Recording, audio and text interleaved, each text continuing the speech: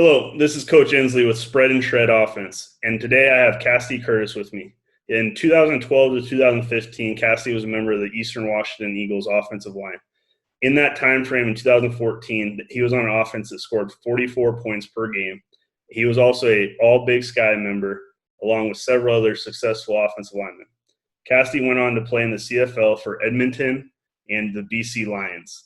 He currently runs a Silent Heroes football academy in Colorado. How's it going, Cassidy?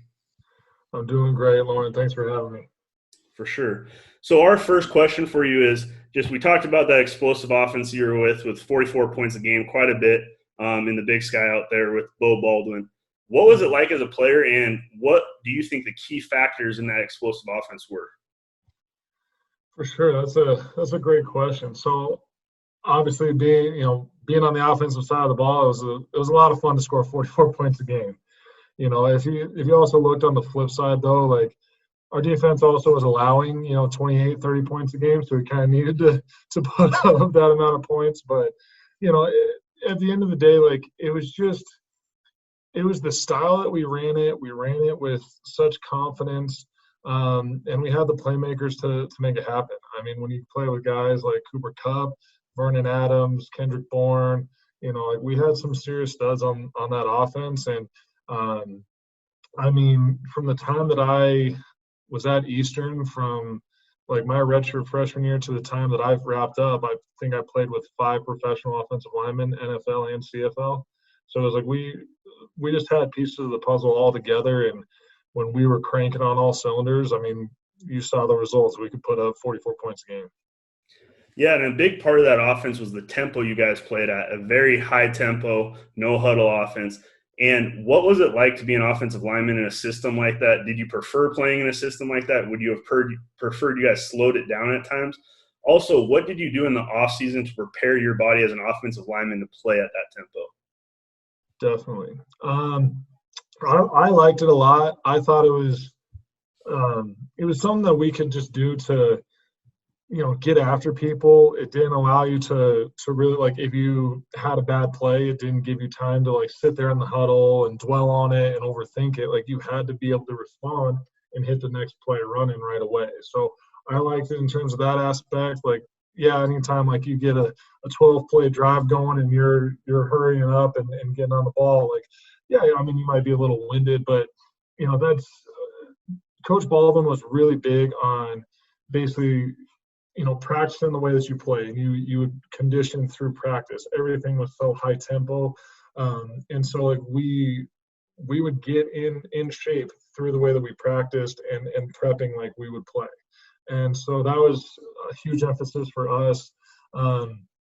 Things that I was doing in the off season, honestly, just being as engaged with the guys as you can be, heavily involved within the weight program. I think that's where that really sets you apart from just other guys. Like some guys go home, some guys do like their own thing, but at the end of the day, like those were where relationships were built.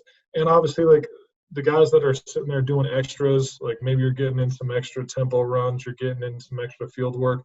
That's what really sets you apart and allows you to get into the game and be able to really thrive and not be fatigued at those like crucial moments. Did they ever talk with you guys just in the weight room about how you guys were specifically training to build up that gas tank to play in that? Were you guys doing like more reps? Were you guys changing the rest duration, anything like that? Did they kind of let you in on as players? You know, if we went and asked, I'm sure that we could have gotten a lot of like the breakdown of what exactly like what we were doing. But, when you have, 95 guys to sit there and explain exactly everything that's going on, I think that it just, at that point, it could have been really time consuming, or like the strength coach that we had at the time, like just didn't know how to really convey that. I think we always did such a mix of everything, and obviously, like offensive linemen are going to be lifted differently than a lot of the receivers. Like we might have different reps in certain rep ranges depending on what we were doing. Obviously, like we're a heavy emphasis on explosiveness, power, heavier, like 1 rep maxes and things like that. But, in terms of just overall endurance and things like that, you work a lot of hypertrophy and things like that, because that's really what's going to, condition your muscles for, the duration of a game. But at the same time, like, we need fast, quick things, because we're not, it's not soccer where you're continuing to run all over the place constantly throughout the game. It's a very fast, high explosiveness for a quick 5 to 10 second range, and then all of a sudden you reset. You have anywhere from 15 to 30 seconds, and you're locked and loaded and going again. So it's just, your training has to basically mirror what you're doing on the field. For sure. And then another part of it, you talked about playing with Kendrick Bourne and Cooper Kupp and Vernon Adams and things like that. You played in a very wide open offense that utilized a lot of empty sets, used a lot of RPO game as well. Did you enjoy that as an offensive lineman? Do you think it helped simplify the game, the box counts, things like that, because people had to spread out and play those empty sets and aspects like that? Mm-hmm. There's positive and negatives to anything. I did enjoy it. I think there was times where it would get frustrating. Like, you go back and you watch it on film, and we're like, man, there's this wide open hole, like, hand the dang ball off and the guy's spitting, 35 yards. But, that was never our call. And, when you have the guys that we did, more often than not, like, for every time that they made the wrong read, they made the right read, way more often. And they were like, gosh, we were able to put up 44 points a game. So it's like us being salty about, one play where, like, they should have handed it off. Like, what was it going to do? Like, but from my standpoint, like, boxes never really got overcrowded. What I did like is that we did have a very versatile offense. So like, we like to spread people out. We like to get into open sets. But at the same time, we could get into a heavy, goal line set. We could run 2-3 tight ends, put an H-back in there, and we could run power and still gain 4 or 5 yards a pop if we needed to. So, like, we were very versatile in what we were able to do. And I attribute a lot of that to Coach Best. Like, he's a very kind of grinder, very high, power emphasis kind of guy, where he loved to run the rock. Like, you can't deny that. So a lot of our power run scheme was very, very much so due to Coach Best, and that was a lot of fun. And just as an offensive lineman, you always love to run block, but it was, I don't know, it was just an interesting offense. Like, we had so many different variations, and people were always trying to throw different things at us. So, like, I don't think we ever got, like, the same box, 2 games in a row. We'd see three down, 4 down, bear fronts, cub fronts, you name it. We basically saw it. Yeah, for sure. And you kind of talked about the power scheme. One of the questions that I always get from people is, how many run schemes do you carry with you in a season? And so when you were at Eastern Washington, how many different run schemes did you guys utilize?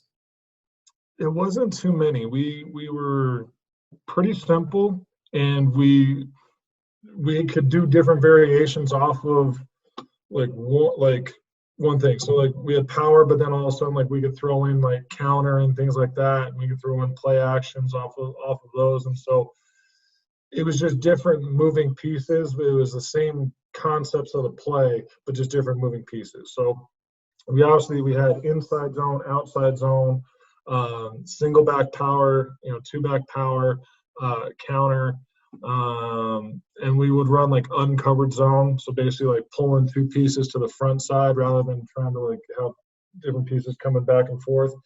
Basically just 2 pullers to the front side and getting out in space. Those were pretty much what we ended up doing. There wasn't anything else that was too fancy, like maybe some week of installs and stuff like that, but that was pretty much our bread and butter was, inside, outside zone, counter, and power. That's pretty much what we don't need much more than that, right? No, I don't think you do. For sure. And is that also just part of the playing at that fast tempo? part of it is you do have to simplify things, and the fewer concepts you have, the fewer you have to go over and different things like that.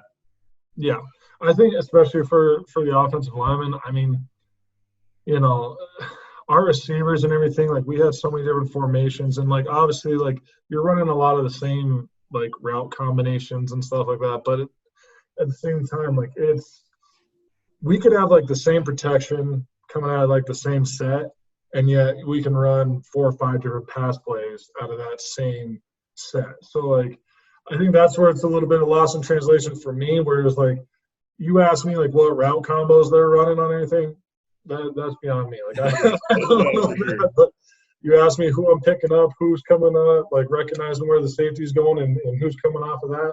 Yeah, I'm with you all day long, but you start throwing in some different route combos, and I'm like, I'll stick to my box. Like, yeah. So how many pass protections did you guys carry? We had, let's see, we had full slide each way. We had basically like a half slide, so like man pro on the back side, half slide front side. We had full man protections and then like 2 scan protections as well. Okay. So that was pretty much it. Like, I mean, we get into an empty set and it's basically like pick up the 5 most dangerous. Yep. You know, and like you kind of just identify like who's coming, and you can never like say like 100% without a doubt this is the person that I'm having on every single play. Even if like, you know, if I'm supposed to be locked on the defensive end, like you never know. He could bail out and a backer could come and I've got to keep kicking and pick up that backer. Like there's 22 variables on every single play. So it's like you're never going to get the same thing, you know, twice. But those are pretty much the different variations, and it's just understanding where they go. And in the CFL, like we had to do like everything there's a lot of man protection, especially with like the extra defender and everything as well. And like you just had to understand like safety alignment a lot of the time. Like you had to like you couldn't just take like a still picture. Coach Best would always say like you got to keep the camera rolling because so many different pieces would come. Like that. Like yeah. Your eyes are outside, but then you still got to be peripheral in this mic, because all of a sudden like if nothing comes, you got to like find a way to get back in, and it's so many different moving pieces. For sure. I like that a lot. So let's talk about, you know, the moving pieces and, you know, picking up different stunts and games like that. What about the chemistry up front? How important is that to you guys? You know, you said you played with 5 NFL guys throughout your time there. How important is the chemistry for those guys in up front? I mean, it's at the end of the day, like you don't always have to like each other, but you got to love and respect one another. I think that's the biggest thing. You know, it's like you're not always going to get along. Like it's, you know, you have 5 guys, like you're all 5 different backgrounds. You're all 5 from different places. You're all different people. You're not always going to like each other, and you don't have to. But in order to succeed and be successful, you have to find a way to come together. You have to find a way to put differences aside in order to come together, because the offensive line is unlike any position in all of sports. You know, you're the only position where you play all 5 guys next to each other every single play, and you're the only position where you play with your back to the ball every single play. You know, there's nothing else like it, and it's a different mentality. It's a different it's just a different way of life, honestly. And but the chemistry, like it has to be important. You have to rep. Like you can't be, you know, changing guys. I think like within like every single drive, like obviously if someone goes down, like you got to get someone out. But like if you're rotating guys in the middle of a series, I think that throws chemistry and continuity off, because like, you know, as a tackle, like I get used to playing with, you know, with a guy like Aaron Neary, or I get used to playing with a guy like, you know, a Thomas Gomez, who I played with, and you know, like you get used to like how people are reacting to things, how, like the calls that we make, how they're going to fit into a block, and how I need to feed off of that. Where all of a sudden, if you change that up, it's not undoable by any means. Like you got to battle through adversity. You got to do what you got to do. But at the same time, like it's just, from my perspective, it just kind of threw things off if you're just kind of subbing in like the middle of drives and stuff.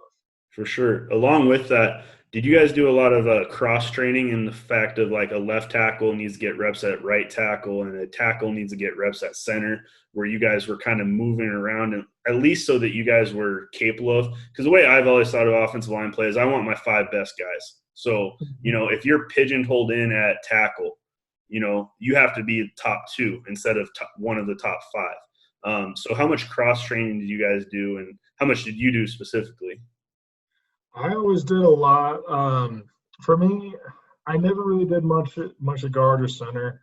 Like, especially down here in the States, like you don't see many 6'7", centers and guards and things like that. It's not unheard of, but like it just doesn't happen that often. Up in the CFL, gosh, I mean, like when I was in Edmonton, I think we had the largest offensive line, I think, in all of football. I mean, gosh, like the shortest guy on our line was 6'5", but that was our left guard, and our center was 6'8", the right guard was 6'11", like just massive dudes. And it's like those are your interior guys. Yeah. But anyways, like I was always big on like cross training in terms of like if you threw me in at left tackle, or you threw me in at right tackle, I was going to be able to play just the same. Like I'm a big believer in if you can play one, you can play the other.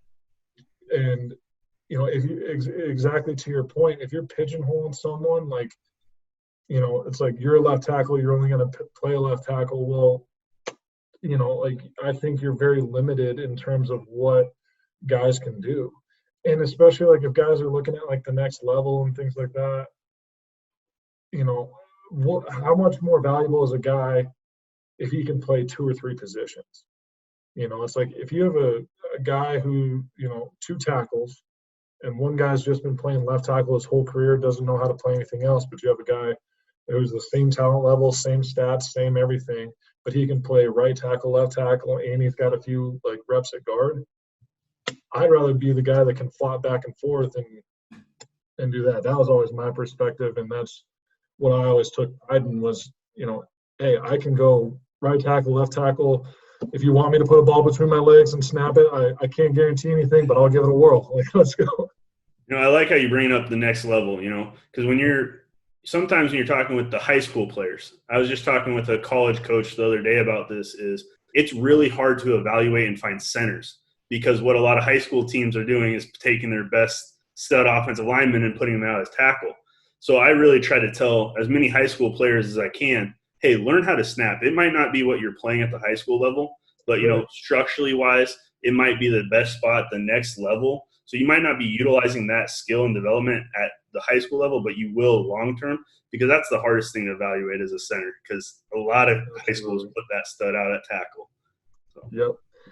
And honestly, like, even if I was just a high school coach, like the way from my perspective now, like looking at it, or even like with my kids, if like they're looking like they're going to be an offensive lineman or whatever, like grab this ball, put it between your legs and start snapping it. Even if it's like 20 reps after practice, like you just never know how valuable that is. I think I could have maybe had a more solidified roster spot had I had a little bit more skill of snapping the football. Like it's such a valuable asset where it's like, if you can play all five positions on the offensive line, that's a very, very valuable key to any locker room, to any line. Without a doubt, you get on the field a lot faster, Yeah, exactly. It's like, hey, throw me in wherever and I'll succeed. For sure.